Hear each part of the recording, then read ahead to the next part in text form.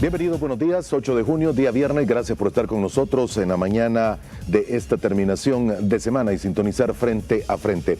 Un placer que nos acompañe tan temprano en este día, un día que ha sido presidido precisamente por mucha lluvia en las últimas horas. Nos acompaña aquí la plana mayor del sector empresarial de El Salvador, el licenciado Luis Cardenal, presidente de la ANEC. ¿Cómo ha estado, licenciado? Buenos días. Bienvenido. Buenos días, bienvenido también, Moisés, de sus vacaciones. Gracias por aceptar la invitación y acompañarnos esta mañana. El licenciado Javier Steiner, presidente de la Cámara de Comercio e Industria de El Salvador. ¿Cómo le va, señor? Muy bien, buenos días, Moisés, un gusto estar acá presente. Y un gusto también tener aquí al licenciado Eduardo Cader, presidente de la Asociación Salvadoreña de Industriales. ¿Cómo ha estado? Muchas gracias por la invitación, un gusto estar con ustedes por acá. Muy bien, estamos a mitad de año, queda un año de la actual administración del presidente Sánchez Serén y me imagino que cada uno tiene sus evaluaciones de lo que han sido 4 años, lo que podría suceder en los próximos 12 meses y tal vez quisiera que comenzáramos con eso para después plantear algunas soluciones o algunas ideas que tienen cada uno de los sectores que ustedes representan. Comienzo con usted, licenciado.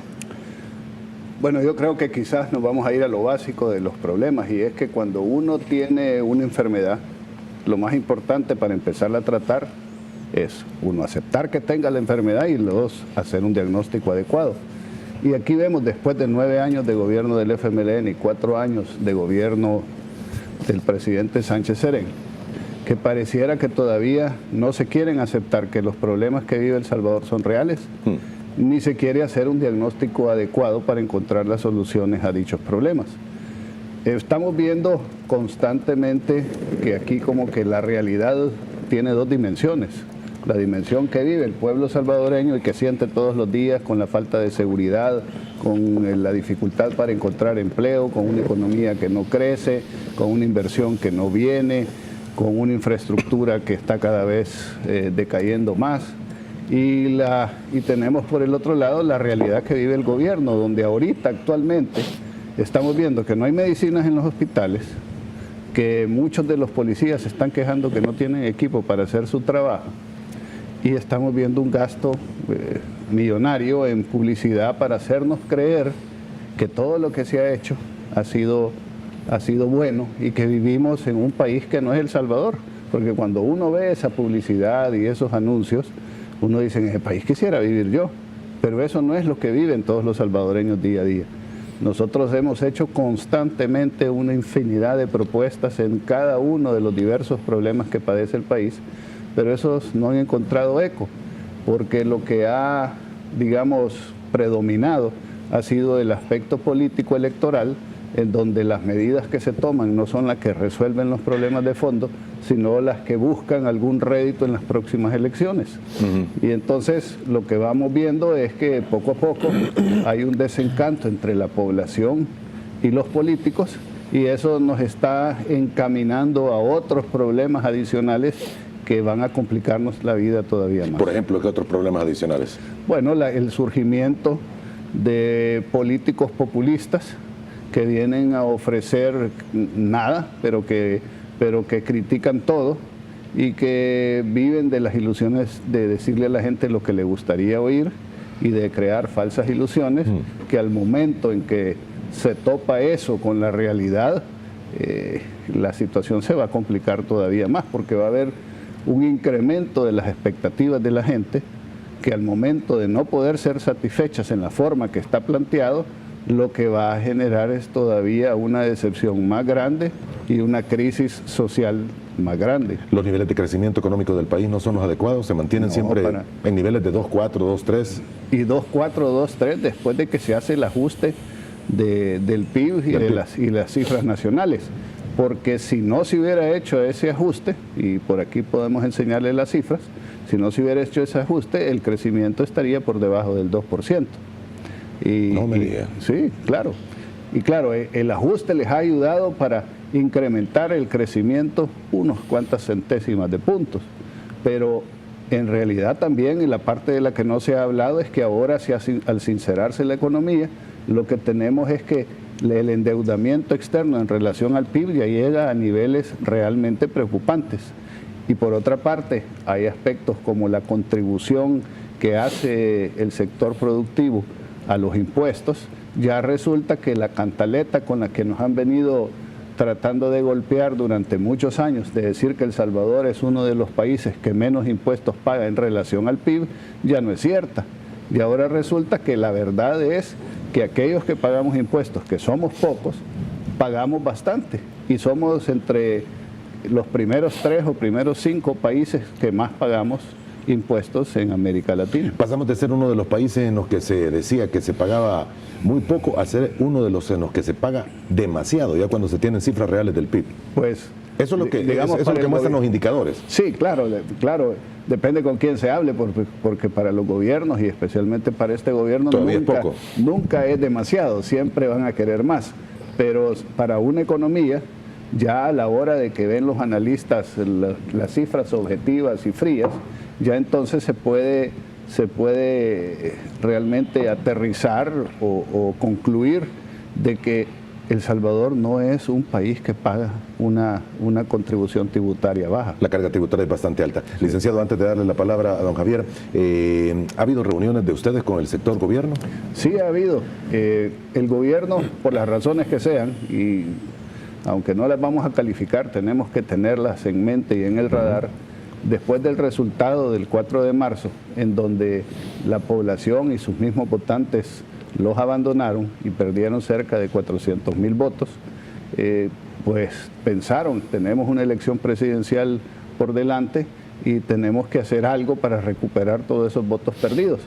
Y le asignaron las tareas del Ejecutivo al vicepresidente Ortiz, quien es una persona muy dinámica y que además tiene bastante poder de verbal, ¿verdad? Para hablar y para convencer a la gente y motivar y todo, lo cual creo yo que es bueno para el país.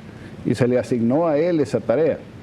Y por otra parte, empezaron a hacer un plan de 10 puntos que ojalá sean para resolver los problemas nacionales, aunque muchos están diciendo que son para resolver los problemas políticos electorales.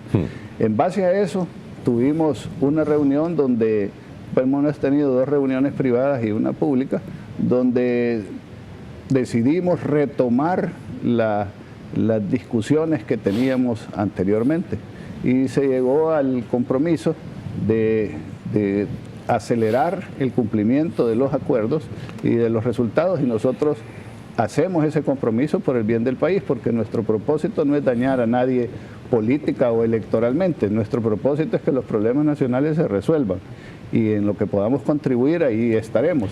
Tuvimos una reunión y estamos a la espera de una segunda convocatoria, la cual todavía no se ha dado y el tiempo va corriendo, ya los 10 puntos para 10 meses, ya pasaron 2 meses y lo que queda antes de una elección y que las cosas se calienten y se compliquen, se va reduciendo el tiempo y lo cual hace más difícil que los acuerdos pues se cumplan y que las cosas cambien. 2 reuniones privadas y una que fue pública. Y una pública. ¿Hubo acuerdos concretos? Acuerdos de que íbamos a trabajar y que íbamos a retomar una agenda y que íbamos a discutir los puntos que ellos tenían como prioridades con los nuestros para empezar a trabajar en ver soluciones reales y que puedan ser implementadas para resolver los problemas nacionales. Muy bien. Licenciado, una vez más, bienvenido, buenos días y naturalmente la misma pregunta y las mismas consideraciones y los pensamientos que usted tiene, las ideas. Bueno, muchas gracias Moisés nuevamente por la invitación. De parte nuestra, yo creo que esta época siempre está llena de discursos y discursos a veces inclusive llenos con algunas cifras que en lo personal digo que no sé de dónde las sacan, porque a veces pintan el país en el que quisiéramos vivir, pero no necesariamente es el que estamos viviendo. Y en ese sentido, nosotros como Cámara de Comercio e Industria, una de las tareas a las que nos propusimos este año era precisamente hacer una gira por el interior del país, por todas nuestras filiales, por todos nuestros grupos empresariales, para entender realmente qué es lo que nuestros empresarios y nuestros socios estaban sintiendo, si de verdad sentían que había algún alivio, si percibían que había alguna mejora en estos 4 años de gobierno, si inclusive para también poder sacar algunas propuestas de cuáles eran aquellos temas que se deberían de priorizar para resolver la situación del país. Y a pesar de las cifras, a pesar de los discursos, a pesar de todo eso bonito que sacan publicidad, no hemos visto que haya una mejora en muchos de los aspectos que más le afectan a la población. Creemos que ha sido el cierre de un año más de donde no se han cumplido las promesas que ellos han hecho, en donde la situación para las empresas y para la población no cambia, no mejora. Y de hecho, lo que hemos sacado es un resumen de 7 temas prioritarios que ellos que nuestros mismos socios nos piden que se resuelvan. Les hemos llamado los 7 grilletes del desarrollo, porque al final son los 7 grilletes, porque son los 7 grilletes que le impiden al país a ir en una vía del desarrollo. Primero que todo se habla de la inseguridad, que es un tema que no se resuelve, es un tema que sigue agobiando a la población, es un tema que de hecho estos 4 años de gobierno ya superaron por 2.200 la cifra de homicidios de los 5 años del gobierno anterior. O sea, en estos 4 años han tenido más homicidios que en los 5 años del periodo completo del gobierno anterior. En 4 más que en 5. En 4 más que en 5. ¿Qué dice eso? Bueno, que sus medidas extraordinarias y que todos sus esfuerzos no han sido suficientes para combatir la inseguridad y para darle un alivio a la población. A pesar de que hay nuevas medidas y hay también inyección de fondos frescos y todo. Bueno, yo creo que las nuevas medidas, esas medidas extraordinarias ya vienen posponiéndose hace 2, 3 años y ya no son extraordinarias. Ya deberíamos de pensar en tener nuevas medidas adaptadas al momento de hoy, de lo que han aprendido, de lo que no ha funcionado, de lo que debería funcionar, más inteligencia, focalizar mejor en los recursos y sobre todo algo que nos mencionan mucho es retomar el control de muchos de los territorios que están todavía tomados por las maras y que no permiten a la población vivir en paz. Y que no hay presencia policial precisamente. Y que no hay presencia policial porque no tienen control de la esos. Contribución Especial para la Seguridad se sigue cobrando y es fondos que están llegando precisamente para esa razón, para esa acción. Efectivamente se sigue cobrando, pero no hemos visto que eso haya tenido ninguna eficiencia o ningún impacto positivo en la tranquilidad de la población. Ni hayamos visto también que se haya invertido en todo lo que dijeron para lo que se iba a necesitar. Por ahí hemos visto que se hayan invertido para gastos recurrentes de las instituciones, para lo cual no era necesariamente para lo que se puso esa contribución especial. Así es que yo creo que debería de focalizarse mejor el esfuerzo para el tema de seguridad. Otro tema que nos comenta muchísimo es el tema de tramitología, cómo hacer buenos negocios cuando aquí hay que hacer colas y horas de esperas, hay que hacer muchos trámites, hay mucha burocracia, cuando no están claras ni inclusive los procedimientos o las reglas o los reglamentos a seguir por parte de las empresas. Y eso atrasa muchísimo y eso es algo que nosotros hemos venido como sector privado denunciando año con año y no ha sido un tema que se haya resuelto, pero ni por cerca, porque seguimos denunciando las mismas cosas que hayamos mencionado antes. Como si fácil, de hecho, aquí estamos con el presidente de la ASI, formamos parte de esa intergremial de facilitación de comercio, tenemos 19 medidas, solo 19, pudieran haber 50, 19 medidas que le hemos pedido al gobierno que nos ayude. Que ayude a facilitar, porque no es una ayuda particular a una gremial o a una empresa, que le ayude a facilitar al país. Y de esas no hemos avanzado. Y son trámites engorrosos, de largo tiempo y caros que me imagino quitan tiempo.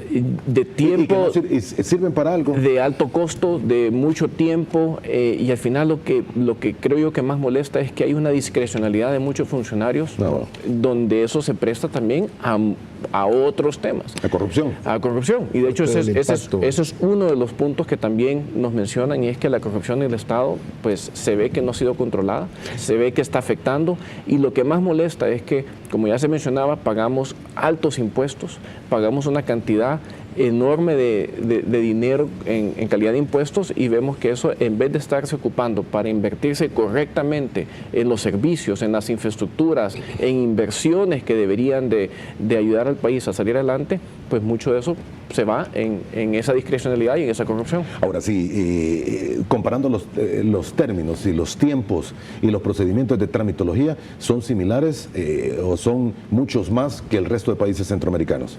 Yo creo que difiere de un país a otro dependiendo de los trámites. Aquí lo que hemos visto es un problema específico en aduanas principalmente.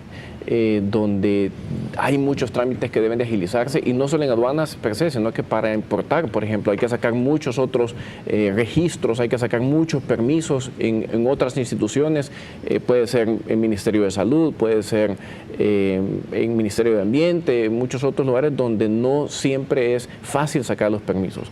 Y otro tema que también influye mucho es que con el mismo documento uno tiene que ir a varias instituciones a sacar los mismos permisos. Hay que llevar la solvencia por un lado, hay que llevarla a 5 lugares, pero esa solvencia no se la dan si usted no tiene otro permiso o otro registro, y siempre muchas veces está inclusive en contra. Lo que necesito para un lado lo necesito para el otro, y a veces no lo podemos sacar. Entonces son cosas en donde lo que hemos insistido es que debería de haber, el año pasado estuvimos a favor de la aprobación de esa ley de simplificación administrativa, que vimos con mucha lástima que el presidente la haya rechazado. Entonces deberíamos de impulsar algo nuevo, deberíamos de impulsar algo similar a eso, o pensar en una buena ley de mejora regulatoria. Pero lo que necesitamos es algo que de verdad le dé alivio a las empresas para poder hacer negocios. ¿Qué es lo que esto limita? Bueno, la generación de más empleo. ¿Qué tanto necesita El Salvador? Exactamente. Y aprovechando, falta que me menciones 5 puntos más, entre lo que están la corrupción, despilfarro, los altos costos, poco apoyo a las MIPYMES y educación que no responde a la demanda laboral que se tiene en el país. Pero aprovechando que estamos en el tema de la tramitología, que nos mencione naturalmente, porque me imagino que los industriales son los que tendrán mayores problemas con este rubro.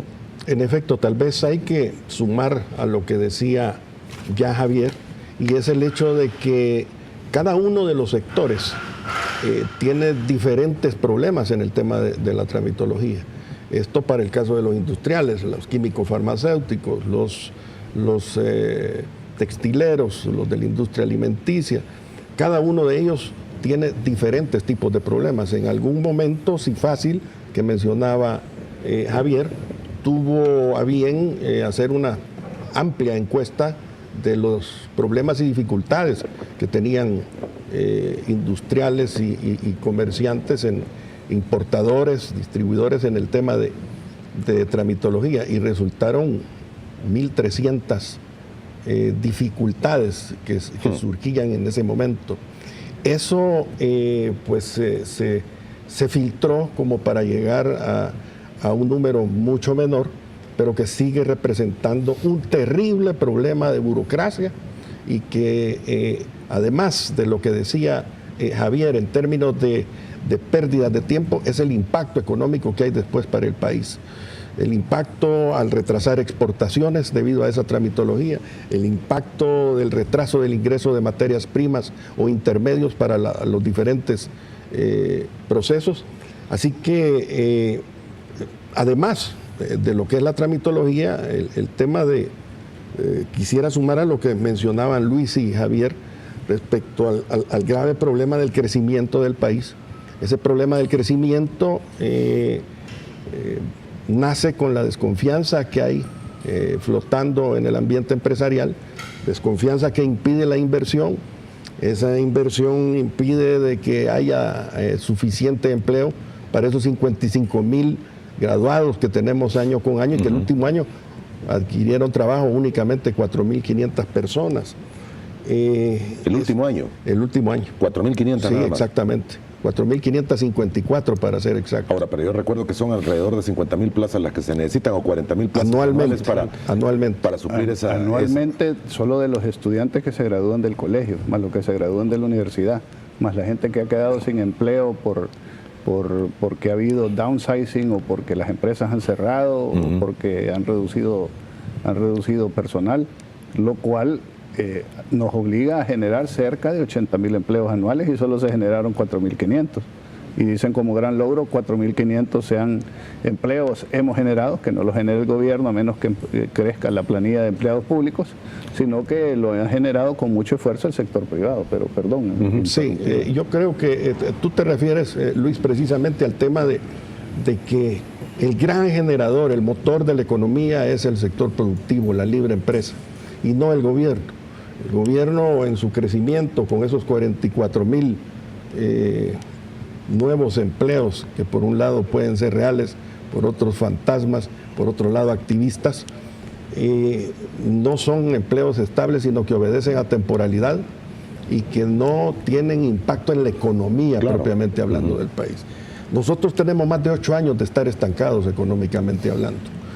Nosotros estamos resolviendo nuestros problemas económicos como país con impuestos. Son 20 y tantos impuestos los que hemos recibido en los últimos años, pero ha sido muy poco lo que se ha hecho también como para reducir el gasto corriente. Es por ahí donde hay suficientes ingresos que se podrían convertir en ingresos importantes. Ya un buen ejemplo ha estado dando el presidente de la Corte de la Asamblea Legislativa, con algunos que otros recortes, pero falta mucho. Realmente el país lo que necesita es un plan de austeridad medible realmente en todos los órganos del Estado, en todas las autónomas, en todos los ministerios, como para que de verdad tengamos un fuerte impacto de austeridad y que podamos decir, bueno, miren, ya no hay necesidad de endeudarnos tanto. En este momento hemos llegado a un 74% de endeudamiento respecto del PIB, y eso es grave. Si ya estábamos en un 68%, que también era grave, y eso significa que ya los salvadoreños estamos hipotecados en el corto plazo. Y lo que termina sucediendo también es que no vamos a tener después opción a nuevos créditos, porque los organismos financieros internacionales no nos van a ver con buenos ojos con esa tasa de riesgo que tenemos. Bueno, realmente como que de alguna manera ha servido el artificio de remover la medición de las cuentas nacionales, y eso le está ayudando un poquito al país. El bloqueo que puede existir para el financiamiento del país realmente no se ha dado.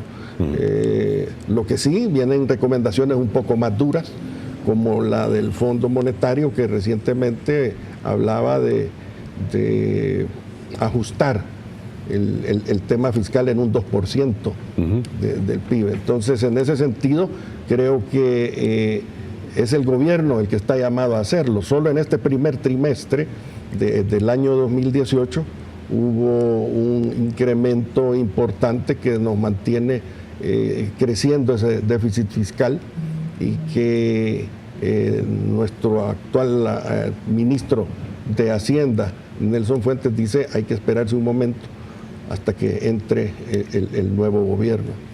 Esas son cuestiones que no pueden esperar realmente. Exactamente. Ahora, hay muchos de estos temas, y yo recuerdo, y probablemente tenemos problemas de memoria, porque ha habido compromisos gubernamentales para reducir el déficit en un periodo de 3 años y aumentar crecimiento y tomar las medidas necesarias para lograr estos objetivos. Pero todo parece que quedó en un papel, en promesas, y no se ha llevado a realización. ¿Me equivoco? Y es que esa es parte del problema que hay, de que se dice una cosa y se hace otra. Que todo es en términos políticos, en términos electorales, y no se ve pensando en qué es lo que la población, el país necesita. Y esos compromisos requieren que el gobierno se ponga la disciplina. Aquí, a la hora de decir, miren, enfrentamos una crisis, todos tenemos que hacer nuestra parte, todos tenemos que apretarnos el cincho y dar algún grado de sacrificio, con excepción los sectores más débiles y más pobres de la población, que siempre tienen que recibir nuestro apoyo y nuestra ayuda para poder salir adelante de la situación difícil en que viven. Pero aquí el gobierno siempre la tendencia que ha seguido ha sido, miren, ustedes apriétense el cincho, a ustedes los vamos a socar, pero nosotros vamos a seguir gastando cada vez más, porque el problema del país ha sido, como lo hemos repetido infinidad de veces, que aquí los ingresos han subido de manera importante, pero los egresos, los gastos han subido todavía de forma más rápida. Y cuando uno ve qué se han hecho con los ingresos, uno no vislumbra que haya habido una mejora en los servicios que recibe la población. No ha habido mejora en seguridad, no ha habido mejora en salud, ahí estamos viendo los problemas y las protestas que hay constantemente en ese campo. No ha mejorado la educación, que es la inversión al futuro, donde se invierte en el recurso más importante que tenemos, que es nuestra gente. La educación, por mucho que se diga que les van a repartir una computadora a un niño y a una niña, de nada sirve si en las casas no tienen electricidad, las escuelas no tienen techo, no hay agua potable, los maestros no llegan, les dan clases a los niños de primer grado a 6º grado en el mismo salón, les reclutan las pandillas tienen rodeadas o copadas los colegios. Entonces, la situación es problemática. ¿Qué se ha visto? Con 40.000 nuevos empleados públicos, como ya se mencionó, y con un ingreso del Estado importante, no se ha visto ninguna mejora en los servicios ni una mejora en la solución de los problemas. Entonces significa que las políticas públicas que se están implementando no están funcionando y deberían de replantearse o reanalizarse. Y eso es lo que no se ve, y con eso empezamos el programa diciendo, miren, si no se acepta cuál es la realidad que vive el país, entonces difícilmente se van a encontrar soluciones. Y el gobierno, repito, le pide al sector productivo siempre que se apriete más y que se apriete más pagando más impuestos, nos dificulta la actividad productiva con todos los trámites y todas las cosas que ya se han mencionado, y ahuyenta la inversión promoviendo la división social, el odio de clases, las manifestaciones y llamando a los empresarios, que somos los que sostenemos el Estado, y que ya cada vez vamos siendo los empresarios formales, cada vez vamos siendo un número menor, un porcentaje menor en la economía, porque de la actividad económica nacional el 72% es informal y el 28% es formal, o sea, el 28% de la actividad económica está en el sector formal, que es el que paga todos los impuestos, da todas las prestaciones, paga todos los salarios mínimos, los seguros sociales, las pensiones, etcétera, el INSAFOR, y a esos es a los que ataca el gobierno. Entonces, esto no tiene sentido, así el país no puede salir adelante, y esas son las cosas que tienen que cambiar al más corto plazo posible. Ahora, perdón. Sí, tal vez sumar un poco a lo que dice Luis. Muchas veces se habla mucho de la crisis fiscal del país, y yo no creo que un gobierno que ha recibido casi 5.000 millones de ingresos, aproximadamente el doble de lo que recibió el último partido que gobernó antes que ellos, sea una crisis. Realmente no sabemos a dónde está el dinero. Ese dinero no se ha traducido en verdaderos servicios para la población.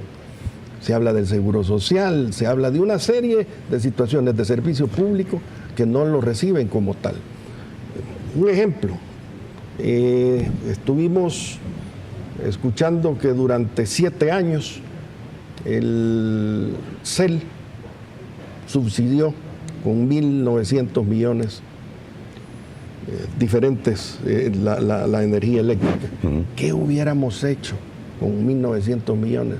Nos hubiéramos ahorrado el préstamo que se aprobó anoche y cualquier cantidad gigantesca de millones de millones de millones, y este momento vienen y se inauguran con modificar de nuevo los subsidios en el famoso Plan 10, que por cierto no sabemos el Plan 10 qué fin tiene, más bien pareciera electoral por un lado, y por el otro lado hay algunos visos de buena voluntad por parte de instituciones y funcionarios.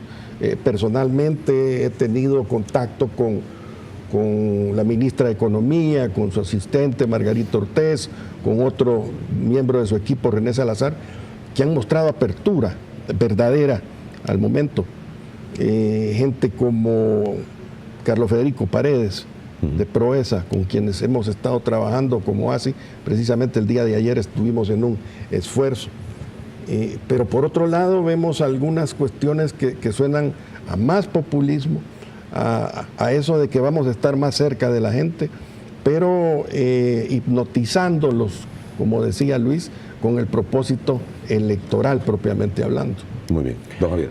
Yo creo que se habla mucho aquí del nivel de impuestos que estamos pagando, y a veces es difícil compararlo porque, como ya mencionaba Luis, solo el 28% de la población salvadoreña tiene un empleo formal, y somos los que al final mantenemos al 100% de todos. Pero una cifra que nos permite comparar mejor, y es que el año pasado presentamos un estudio con las cámaras de comercio de Centroamérica, en donde se comparaba la tasa impositiva de las empresas. Aquí estamos comparando empresas con empresas formales. Y veíamos que el 38,5%, o más bien la tasa impositiva de las empresas, en El Salvador es el 38,5%. Eso es comparable con el promedio de las empresas que pagan en la OCDE, que la OCDE es esta organización de todos los países desarrollados. Significa que en El Salvador estamos pagando impuestos de primer mundo, pero estamos recibiendo, como bien dice Eduardo, servicios de tercer mundo. Y aquí es donde la cosa ya no cuadra en El Salvador, donde nos exigen cumplir con un montón de regulaciones, pagar muchos impuestos, pero ¿a cambio de qué?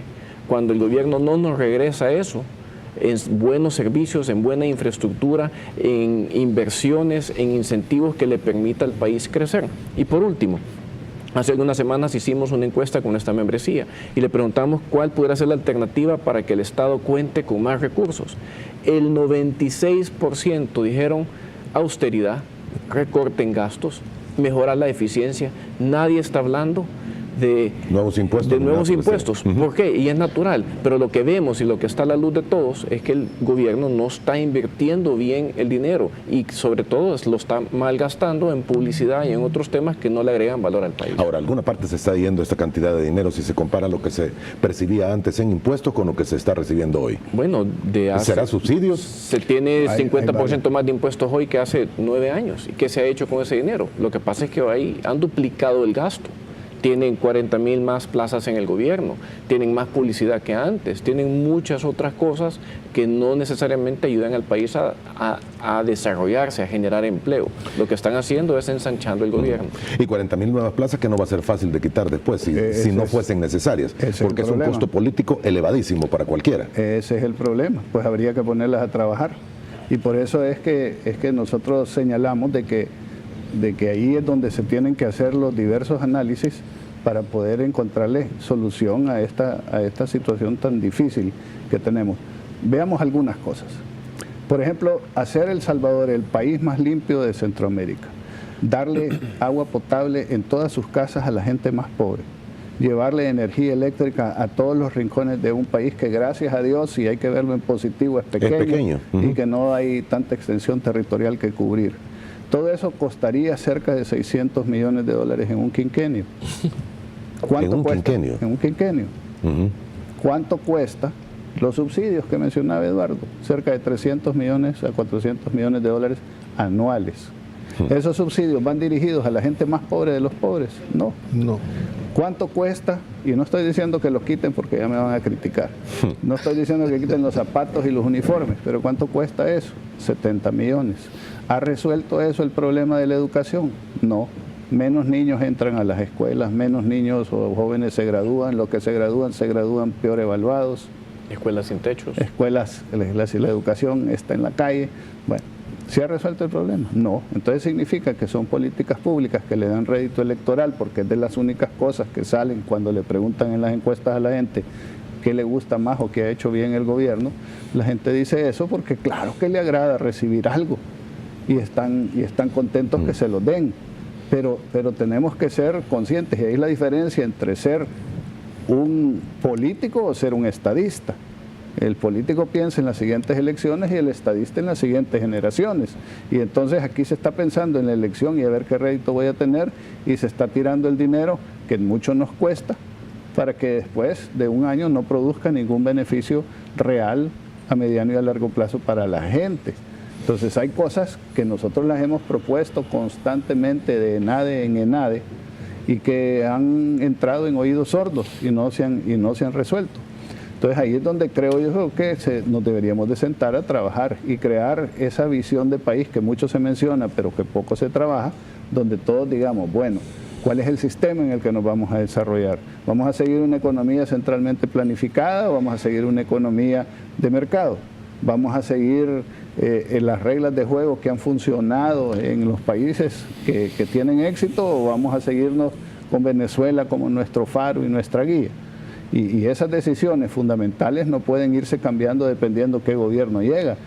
Deberían de ser programas que se continúen y que se mejoren gobierno tras gobierno, elección tras elección. Porque aquí, si hay cambio de partido en el cambio de gobierno, hay cambios de políticas públicas y probablemente va a tener que volver a empezarse de Cada cero. 5 años ocurren cambios. Entonces, eso no nos lleva a poder construir el país que todos necesitamos. Muy bien, tengo que hacer una pausa comercial. Vamos a regresar en aproximadamente 2 minutos. Continuamos hablando con los presidentes de las principales gremiales empresariales del país. Ya volvemos.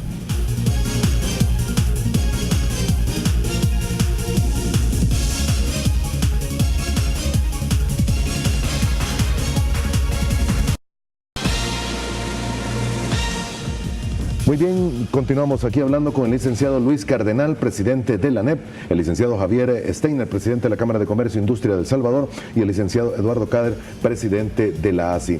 No tengo forma, he tratado de ponerlo al aire en este momento, pero no logro encontrarlo. Pero hay un amigo televidente que a través de las redes sociales dice, ¿cuál es el ministro o el titular menos abierto al diálogo con la empresa privada? ¿Trabajo, economía, hacienda?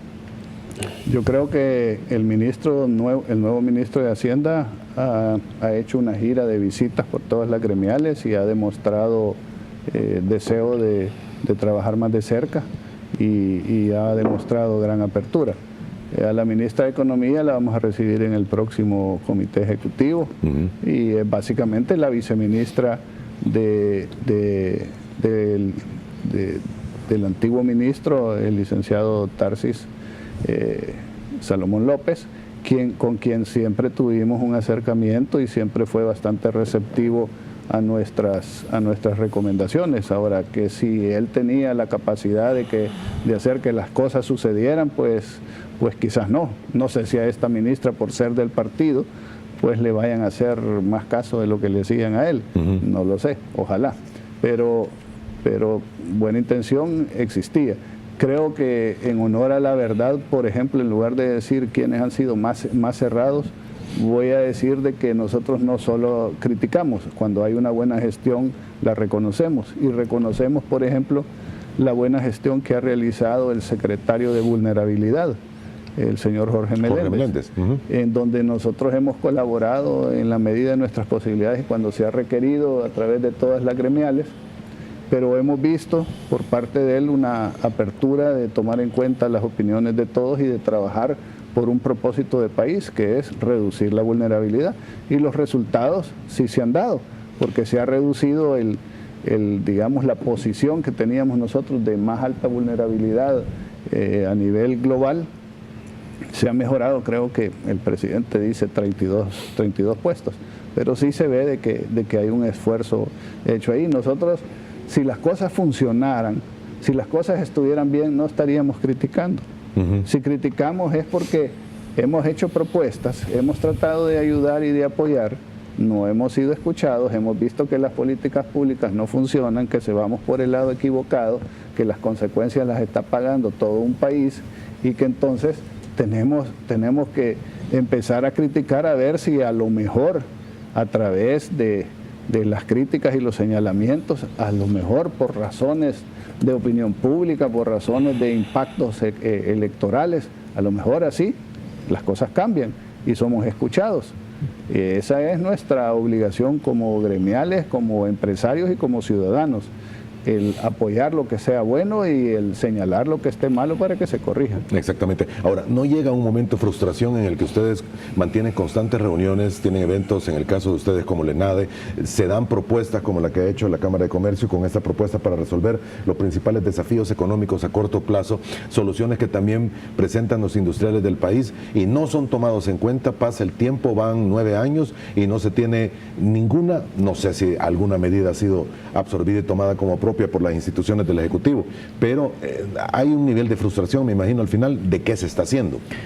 Mira, Moisés, nosotros siempre hemos estado abiertos a sentarnos en una mesa a dialogar, a platicar, pero si de algo siempre hemos pedido es que salgan cosas concretas, que salgan acciones concretas a las que nos podemos sumar, y ya no estamos para más fotos. Ya llevamos 9 años tomándonos fotos donde supuestamente las cosas se van a resolver y no ha sido así.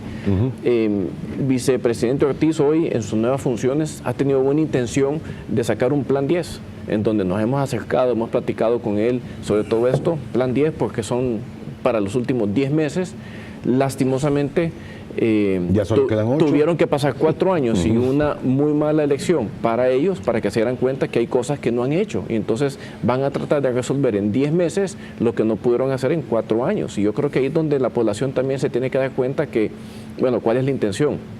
¿La intención es cerrar bien los 5 años o la intención es realmente hacer un buen trabajo para que quede para las siguientes generaciones?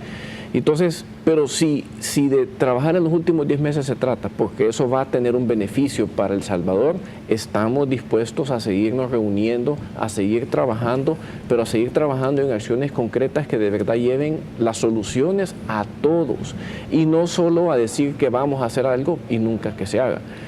Hemos hecho cientos de propuestas, Moisés. Así como públicamente se presentan, también hemos tenido muchas reuniones en privado. Hay muy buenos funcionarios técnicos en donde tenemos muy buena relación, se discuten las cosas. Lo que pasa es que a veces políticamente no hay voluntad, políticamente no permiten que las cosas sucedan. Ahí es donde nosotros insistimos, este no es un tema político, esto es un tema que las empresas necesitan auxilio, necesitan ciertos alivios, la población necesita más empleo, la población necesita seguridad, la población necesita salud y educación. Eso no debería ser político. Entonces, cuando nos entrampamos en la discusión política para que uno dé una cosa, el otro dé otra cosa, y al final los que estamos en medio nos quedamos sin ese alivio, pues es donde se dificultan las cosas. Así es que yo creo que sí es frustrante, pero más allá de la frustración, vamos a seguir luchando, vamos a seguir proponiendo para que finalmente las cosas se hagan bien en El Salvador. Anoche hubo un, acuerdo por unanimidad para votar por los $170 millones para el sector salud, y en medio de todo ello, la construcción de un nuevo hospital Rosales. Mira, yo creo que si no hubiera habido despilfarro de dinero en los últimos años, no se hubiera necesitado ese préstamo. O sea que tener que llegar al préstamo, no solo podemos hablar del préstamo, tenemos que hablar de por qué hemos llegado a la necesidad de un préstamo para solucionar ese problema. Si se hubiera invertido bien el dinero en los últimos años, si nos hubiera alcanzado el dinero para muchas otras cosas, no hubiéramos tenido que llegar al préstamo. Pero seguir apoyando el tema de salud, pues yo creo que es necesario. Pero hay que tener cautela en que de verdad el dinero que se ha dado para eso se invierta precisamente para lo que se ha dicho, porque muchas veces se sacan préstamos y que no se invierten para lo que dicen que son. Debo entender que se estaban poniendo condicionantes para su aprobación. Ojalá. Yo no he leído el decreto. Y parte para medicinas también. Así es. Y ese es el otro tema. Aunque contradictoriamente hoy en la mañana hay protestas en el Hospital Blum porque no tienen medicamentos ni insumos a esas horas. Y ese precisamente mi punto es, ¿por qué construir más hospitales cuando antes tenemos que abastecer bien los hospitales que ya existen, con buenas medicinas, con buen equipamiento, con buen recurso humano, que lo hay en muchos lados, pero a veces quizás o no alcanza o está mal pagado? Yo creo que hay que hacer un análisis completo, integral del sistema de salud y ocupar el dinero de la manera más eficiente, pero no vamos a solucionar un problema de salud construyendo más hospitales para que hayan más hospitales vacíos. Lo que necesitamos es mejorar el sistema de salud. Antes que el tiempo se me termine, me quedan aproximadamente 10, 12 minutos, hay un procedimiento que todavía está vigente por parte de la Fiscalía General de la República. El señor Mecafé, conocido como Mecafé, que fue un buen amigo del expresidente Mauricio Funes, ha sido detenido, y se menciona algunas otras personas que pudiesen haber estado relacionadas con el manejo de alguna forma ilegal de fondos de las arcas del Estado. Esto, tengo entendido, continúa, y es lógico preguntarles a ustedes la opinión que se tiene. Bueno, yo creo que la corrupción tiene que perseguirse, venga de donde venga, y que la justicia tiene que ser pareja. Por eso la imagen que se presenta de la justicia es una mujer ciega con una balanza y una espada. La balanza para ser justa, la ciega para que todos somos iguales ante la ley, y la espada porque es el castigo que debe de padecer aquel que viola la ley. El país necesita que se hagan ejemplos de aquellos funcionarios que, abusando de la confianza y de sus posiciones, han tomado el dinero que nos pertenece a todos los salvadoreños, porque aquí debemos de abandonar, y creo que eso está cambiando, la idea de que aquello que es público no es de nadie, y lo que la gente piensa, el ciudadano piensa que lo que es público no es de ellos, y el político piensa que lo público es de ellos y pueden hacer con ellos lo que les dé la gana. Y entonces tenemos los problemas que tenemos, donde el dinero nunca va a alcanzar, donde una persona está viviendo en la opulencia, se construyen mansiones, puede darse lujos que un ciudadano normal no podría darse en toda una vida de trabajo, mientras la gente está padeciendo que no hay medicinas en los hospitales ni los niños tienen techo sobre sus cabezas, ¿verdad? Y no hay seguridad pública. Le hacía esta pregunta porque el expresidente Mauricio Funes desde Nicaragua ha dicho de que son maniobras del fiscal general para buscar su reelección y que también son maniobras del ala derecha del país. El señor Mauricio Funes ha sido una de las decepciones más grandes que ha tenido este país, donde se confió en él porque se creía que era una persona honesta, se creía que era una persona capaz y que estaba consciente de los problemas que tenía el país, y resultó ser una persona irresponsable que mal manejó las cosas, que tenía un temperamento realmente de estudio psicológico en libros de texto de medicina psiquiátrica, y que ahora estaba a la vista de todos que cuando llegó a la presidencia no tenía casa, tenía deudas, lo estaban sacando en los periódicos para que llegara a pagar sus tarjetas de crédito, ¿verdad? Tenía dificultades económicas serias y de repente tiene carros deportivos, anda de viajes en aviones privados, compra propiedades en el exterior,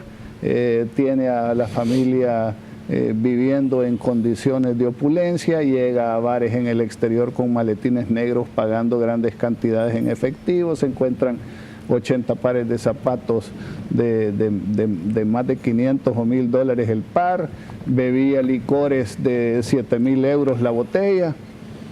¿De dónde pues? Entonces, si camina como pato, tiene plumas de pato y hace cuac, debe de ser pato. Entonces, lo muy menos que debe de haber es una investigación de dónde sacó los recursos para vivir en esa vida de opulencia. ¿Opiniones? Yo creo que es muy sencillo esto, y es que el fiscal tiene un deber de investigar desde un caso que ha sido muy sonado, ha habido muchos rumores y él tiene el caso de investigar, y si cree que hay evidencias, pues tiene la obligación de actuar. Que si esto está relacionado o no a alguien en particular, pues yo creo que para el fiscal eso debería de no tener importancia. Lo que debe es actuar según la ley a investigar. Ahora, en el caso particular, porque sí hay una conexión aparente, el que no debe nada, no debe temer nada. Y si él quiere venir a defender a sus amigos o él debe de defenderse así solo, pues yo creo que lo debería hacer aquí personalmente en El Salvador y no desde lejos. Entonces, mientras él no esté aquí, yo creo que aquí el lío es entre los acusados y entre la fiscalía resolver lo que está sucediendo. Y yo creo que el fiscal hace bien en actuar, en investigar y hacer a la fiscalía la que va a presentar las pruebas para ver si hay realmente pruebas contundentes o no. Nosotros siempre hemos estado a favor de que la fiscalía y las demás autoridades de justicia y seguridad hagan su trabajo, y tienen que hacer el trabajo, venga donde venga que haya que hacerlo, porque eso es lo que necesitamos, justicia en el país. Señor. Bueno, yo creo que lo más importante es lo último que dice Javier. Si hay algo que aquí necesita modificarse, ordenarse, es el sistema judicial. Independientemente de ello, casualmente el UDOP y el LPG Datos coinciden en que dentro de los primeros 3 problemas que está viviendo el país en este momento, uno es la seguridad, otro el desempleo, y el tercero, por primera vez que aparece en esas investigaciones, es la corrupción. Entonces, nosotros definitivamente creemos que debe de existir alguna forma de tomarse en serio el tema y no como hasta hoy está sucediendo, y lo conversábamos fuera de cámara, diferentes órdenes de arresto que se están dando ahora. Teníamos 2 años de estarlas esperando. A mí me suena raro que primero se hable de que se detienen 2, 3, 4 personas y dejan 24 libres porque no aparecen, y se oye hasta sospechoso, como que de alguna forma se les diera tiempo para que haya chance de evadir la justicia. Eso es lo que se dice por el salvadoreño corriente en la calle. no tengo duda de que hay algo que investigar.